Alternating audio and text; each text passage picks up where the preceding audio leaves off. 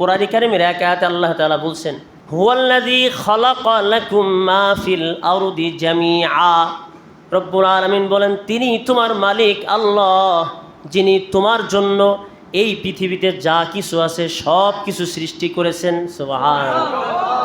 আল্লাহ পাক আমাদের উপকারের জন্য, আমাদের জন্য আল্লাহ পাক বলছেন হুয়াল্লাযী খালাকা লাকুম, তিনি তোমার মালিক, যিনি সৃষ্টি করেছেন তোমাদের জন্য মাহফিল আরদি জামিআ, এই পৃথিবীতে যা কিছু আছে সব কিছু। সুবহানাল্লাহ। এত এত কিছু আল্লাহ তাআলা আমাদের জন্য করলেন, কিন্তু আমরা সেই মালিককেই ভুলে গেলাম।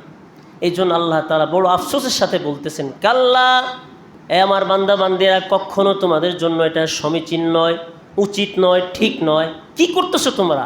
আমাকে চিনতেছো না, আমাকেই চিনলা না, আমার নবীকে চিনলা না, আমার প্রেরিত, আমার পাঠানো, আমার কালাম তোমরা বুঝলা না, বুঝার চেষ্টা করলা না।